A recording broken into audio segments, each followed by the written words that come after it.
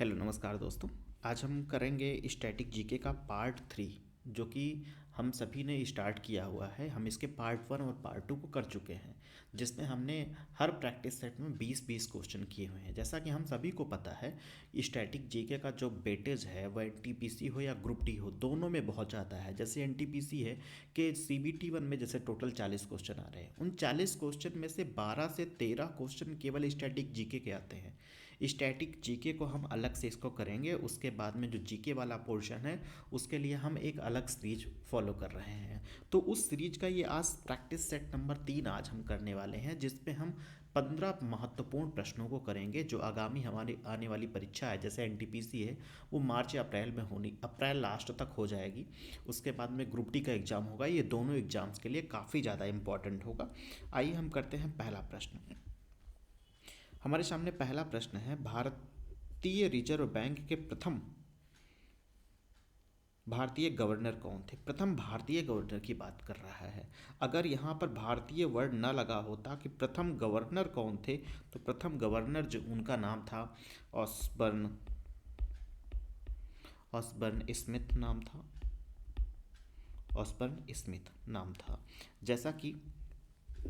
जैसे कोई भी आप जीके पढ़ रहे हो तो कुछ जीके के पढ़ने के काफ़ी सारे तरीके हैं। एक तरीका तो ये है कि आपने क्वेश्चन देखा, डायरेक्ट उसका आंसर टिक किया, याद कर लिया, आगे बढ़ गया। लेकिन इस तरीके से आप पढ़ेंगे तो एक ही क्वेश्चन से आपको ज़्यादा कुछ सीखने को नहीं मिलेगा। आप एक ही क्वेश्चन को पढ़िए, उसके 4 ऑप्शंस को देखिए, उसके बाद में देखिए कि उस क्वेश्चन से कितने और क्वेश्चंस डेवलप हो सकते हैं, उनको बनाइए। इस तरीके से अगर आप जीके पढ़ेंगे तो आपकी जीके काफ़ी अच्छी हो जाएगी। जैसे इसी क्वेश्चन में देखिए तो आपके सामने कई सारे प्रश्न जो हैं भारतीय रिजर्व बैंक से बन सकते हैं। जैसे हो गया, भारतीय रिजर्व बैंक की स्थापना कब हुई थी। भारतीय रिजर्व बैंक की स्थापना जो है 1 अप्रैल 1935 की हुई थी। तो जो पहले गवर्नर थे वो कौन थे, ऑसबर्न स्मिथ। ये इंडियन नहीं थे, ऑसबर्न स्मिथ नहीं थे। अब यहाँ से एक और प्रश्न बनता है कि इसकी जो है हेडक्वार्टर कहाँ पे है, मुख्यालय कहाँ पे है। मुख्यालय इसका मुंबई में है। मुंबई में है। मुंबई में। अब उसके बाद हम वापस से प्रश्न पे आते हैं। भारतीय रिजर्व बैंक के प्रथम भारतीय गवर्नर कौन थे। भारतीय गवर्नर की बात आ गई तो प्रथम भारतीय गवर्नर जो थे वो डॉक्टर सी.डी. देशमुख। हमारे सामने तो एक प्रश्न हमने किया, लेकिन हमने इस एक प्रश्न से 4 अन्य प्रश्न बना लिए। कौन कौन से, जैसे प्रथम गवर्नर कौन थे तो ऑसबर्न स्मिथ। प्रथम भारतीय कौन थे, सर सी.डी. देशमुख। इसकी स्थापना कब हुई थी तो 1 अप्रैल 1935 की। इसका मुख्यालय कहाँ है तो मुंबई में है। तो हमने देखा कि हमारे सामने जो एक क्वेश्चन आया, इससे हमने 4 अन्य क्वेश्चन बना लिए। तो जीके पढ़ने का यही सबसे अच्छा तरीका होता है। हमारे सामने दूसरा प्रश्न है, नासा का डीप इम्पैक्ट अंतरिक्ष मिशन कौन से धूमकेतु केंद्रक का विस्तृत चित्र लेने के लिए प्रयोग में लाया जाता है। हेलीकार्मेट, हेलीबॉब, हॉकटुक टुके और टेम्पल 1। तो यहाँ से हमें ज़्यादा डीप जाने की ज़रूरत नहीं होती, हमें बस इतना जानना है कि यहाँ पे कौन सा प्रयोग में लाया जाता है, वो है टेम्पल 1। यहाँ पे option number 4 is a right option. Next question हो गया, यहाँ पे सुमेलित नहीं है, किसका कॉम्बिनेशन है जो कि गलत है। जैसे आनंद दुग्ध सहकारिता का, नॉर्मन बोल लाग से, तो ये तो गलत है। पहला ही ऑप्शन यहाँ पर करेक्ट हो गया। निर्मल हृदय का संबंध मदर टेरेसा से है, बिल्कुल सही है। सदाकत आश्रम का राजेंद्र प्रसाद जी से था, ये भी सही है। पवनार आश्रम का आचार्य विनोबा भावे, ये भी सही है। तो यहाँ पर ऑप्शन हमें बताना था कि किसका कॉम्बिनेशन गलत है, तो आनंद दुग्ध सहकारिता का संबंध जो है वो गलत है। ऑप्शन नंबर 1 यहाँ पे हमारा सही हो गया। नेक्स्ट क्वेश्चन की तरफ आगे बढ़ते हैं।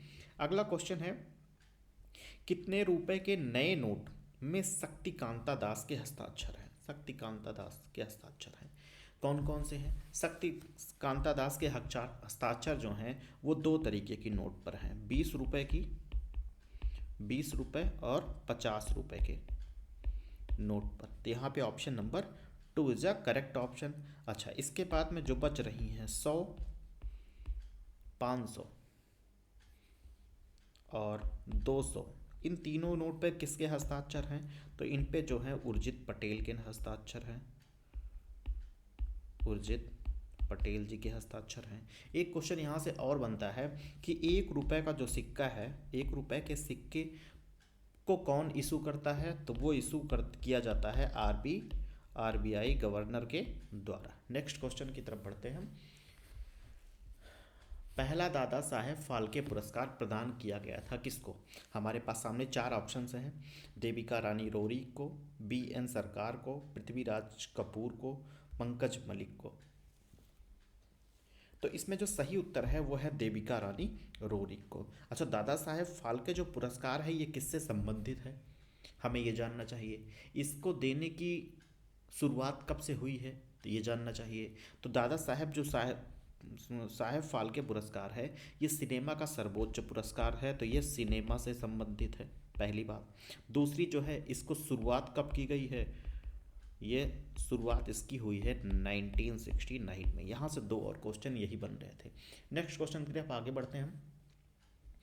होमी भाभा पुरस्कार किस क्षेत्र में विशेष योगदान के लिए दिया जाता है, तो ये नाभिकीय ऊर्जा के लिए दिया जाता है। नेक्स्ट क्वेश्चन है, इंटरपोल का मुख्यालय कहाँ पे है? ये बहुत इंपॉर्टेंट क्वेश्चन, बहुत अच्छा क्वेश्चन है कि इंटरपोल की जो फुल फॉर्म होती है, इसका फुल फॉर्म होता है इंटरनेशनल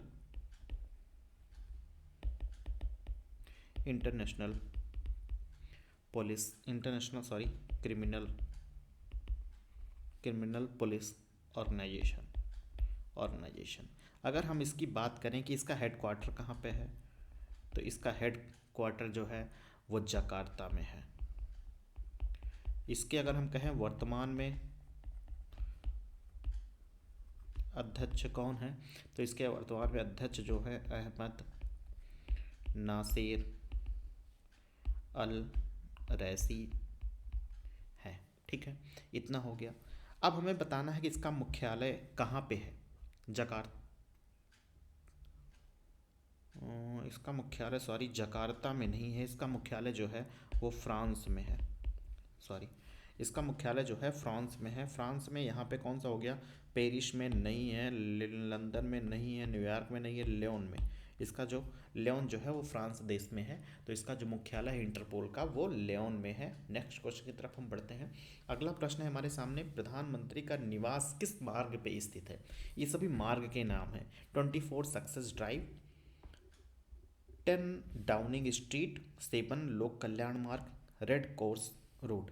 तो 7 लोक कल्याण मार्ग पर प्रधानमंत्री जी का जो निवास स्थान है वो स्थित है। इसका जो पुराना नाम है वो था 7 रेड कोर्स रोड नाम जो है इसका पुराना नाम था। अगले प्रश्न की तरफ बढ़ते हैं। इनमें से कौन सा सुमेलित नहीं है? हॉर्निबल महोत्सव नागालैंड में, बांग्ला महोत्सव मेघालय, चेरिया ओरा त्यौहार मणिपुर, खर्ची पूजा असम। तो इसमें जो नहीं मैच है, जैसे यहाँ पर इसकी मैचिंग बिल्कुल करेक्ट है, इसकी मैचिंग भी बिल्कुल गलत है, सही है। चेरिया ओरा महोत्सव जो है वो मणिपुर में मनाया जाता है। खर्ची पूजा जो है वो असम से संबंध नहीं रखता, खर्ची पूजा का संबंध जो है वो त्रिपुरा से है। खर्ची पूरा जो है वो त्रिपुरा में मनाया जाता है। कब? ये पृथ्वी के सम्मान में मनाया जाता है। अगर हम असम की बात करें तो यहाँ पे बिहू त्यौहार और अम्बुबाची त्यौहार मनाया जाता है। नेक्स्ट क्वेश्चन की तरफ बढ़ते हैं। अगला प्रश्न हमारे सामने, गांधी शांति पुरस्कार की शुरुआत कब हुई? गांधी शांति पुरस्कार की शुरुआत कब हुई? 1991 में, 1995 में, 1995 में, 1993 में, 1996 में। तो इसका जो सही उत्तर है वो 1995 में गांधी पुरस्कार देने का प्रारंभ किया गया था। नेक्स्ट क्वेश्चन है, मंगलयान कहाँ से लॉन्च किया गया था? पहला मंगलयान जो है वो कहाँ से लॉन्च किया गया था? चेन्नई, हरिकोटा, ट्राम्बे, गोपालपुर समुद्र पर। तो ये हाँ से नहीं, ये भी नहीं है सही, श्रीहरिकोटा से लॉन्च किया गया था। श्रीहरिकोटा है कहाँ पे? तो ये है आंध्र प्रदेश में। कब लॉन्च किया गया था? 15 नवंबर 2013 को। नेक्स्ट क्वेश्चन की तरफ बढ़ते हैं। मधुबनी कला क्या है? मधुबनी कला किस प्रकार की है? कहानी कहने की कला?